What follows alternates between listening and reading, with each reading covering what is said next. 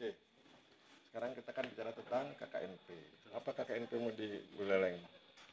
Yang pertama, kami itu KKNP menjawab persoalan kantor yang paling major, Pak, yang Apa paling itu? besar. Jadi kantor itu pernah terbakar tahun 1999. Oke. Arsipnya benar-benar musnah. Dari Musnah 100%. Nggak 100%, tapi sebagian besar. Besarnya itu berapa? Kalau dibilang mungkin dari 10 ada 8 yang begini, Pak. Berarti 80%. 80%. Terus? Jadi dari permasalahan tersebut kami berangkat dan menjawab tantangan pekerjaan. Kami mengemas kegiatan KKNP ini dalam dua bentuk, kegiatan fisik dan non fisik. Yang fisik apa? Yang fisik itu kami ada penyediaan base map untuk satu kabupaten, Bapak. Base map satu kabupaten. Ya. Oke, terus? Untuk yang non fisiknya, kami ada penyuluhan yang langsung door to door ke masyarakat terkait dengan peremajaan arsip dan juga sekaligus dikemas dalam pengecekan blok untuk anomali persil, Pak. Oh iya. Mulai yang non fisik dulu, yang lebih asik. Ya, siap. Jadi seperti ini, Pak. Yang non fisik itu sebenarnya kami memang sudah ada rencana untuk ke peremajaan arsip itu, dan kebetulan waktu itu lagi ada program anomali persil dan desa lengkap. Nah, di dua kelurahan ini kami tuh turun langsung ke lapangan.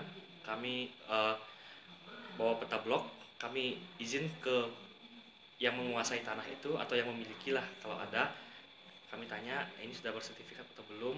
Kalau belum, segera daftarkan. Kalau memang sudah, sertifikatnya itu sebelum tahun 99 atau setelah tahun 99 terbitnya. Kalau sebelum tahun 99 dan terindikasi di peta kami itu tidak ada bidang, kami langsung rekomendasikan kalau didaftarkan atau diarsipkan di kantor pertanahan. Angka 99 muncul dari mana itu? Tahun 99 kenapa? Tahun 99. Kebakaran itu, Pak. Oh, kebakarnya 99. Iya. Oke, lanjut. Jadi karena arsip-arsip yang sebelum 99 itu yang memang musnah, dan seolah-olah kami bawa peta itu ada yang bidang kosong, tapi yang di lapangan dia punya sertifikat. Itu yang kita arahkan untuk mendaftar kembali sebagai peremajaan arsip kita di kantor. Namanya peremajaan arsip. Peremajaan arsip. Oh, keren juga ya. Iya, Pak. Itu kamu yang kasih nama atau teman-teman kantor? Kita, Pak. Oh, oke. Terus apa lagi? Kalau sebagian besar dari peremajaan arsip itu kita bikin ini arahnya ke desa lengkap, Pak. Jadi Kantah Buleleng itu juga punya proyek Kabupaten Lengkap 2024. Berani sekali dia bikin proyek kabupaten lengkap padahal nggak punya arsip. Nah, sebenarnya itu bukan dia yang ngambil, Pak, katanya, tapi tantangan dari Kak Kanwil. Oh, tantangan Pak Kanwil. Iya. Pak Kanwil siapa sekarang? Pak Andri Novian. Oh, Andri Novian. Oke, lanjut. Iya.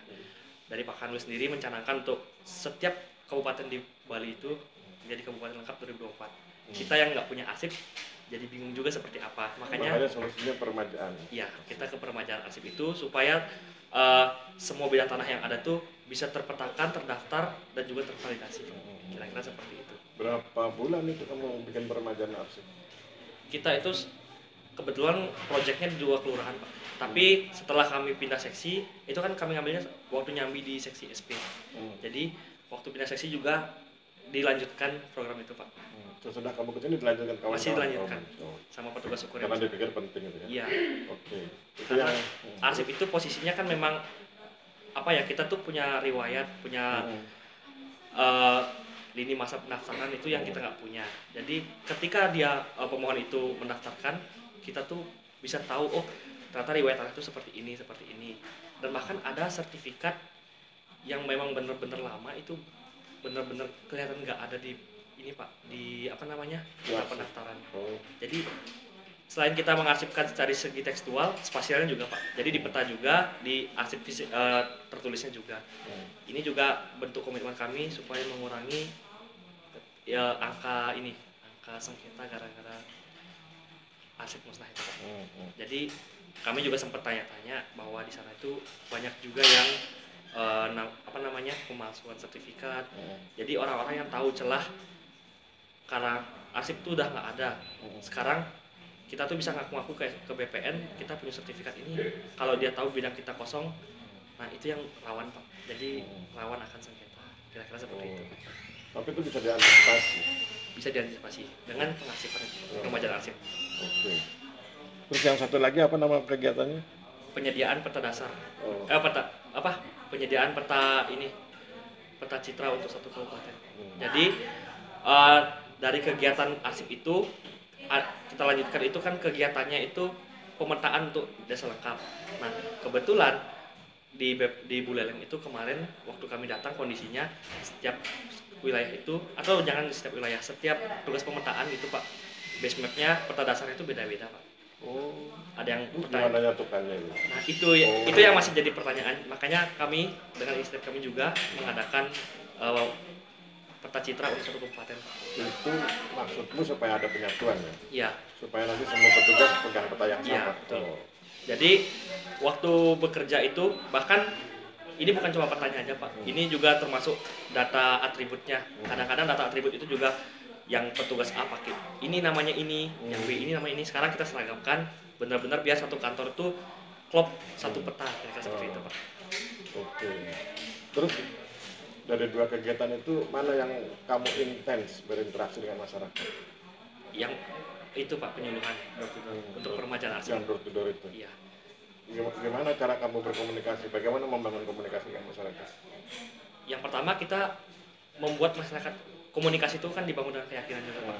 Maksudnya saya datang ke lapangan, saya juga harus meyakinkan dia bahwa masyarakat itu bahwa saya ini memang petugas yang berwenang. Kau pakai seragam ini?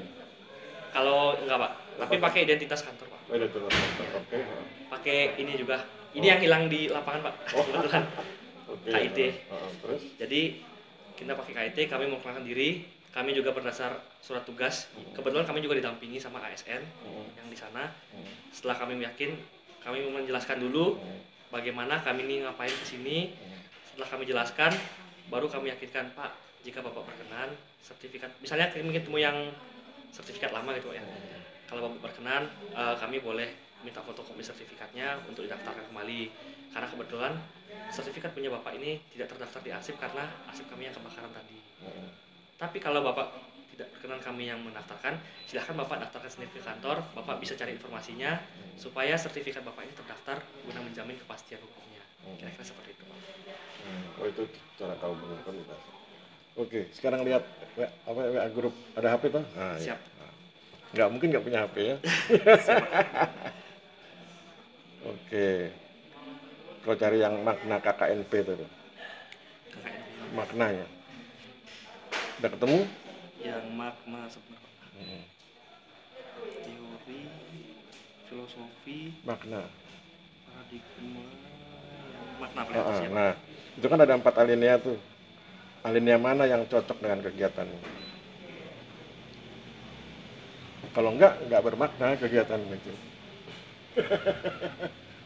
Kamu tunjukkan alinea berapa yang cocok, kemudian kamu kasih argumentasinya. Kalau saya sendiri lebih yang kedua Pak. Oke, argumentasinya apa?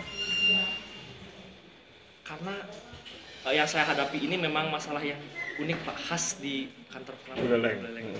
Penanganan arsip yang terbakar ini, setahu saya yang pernah terbakar tuh ada 2 kabupaten Pak, ada Kabupaten Cianjur sama Buleleng. Tapi yang Cianjur ini tragedi kebakarannya itu setelah ada program KKP, komputerisasi. Sedangkan yang Buleleng ini memang arsipnya dulu masih arsip tertulis.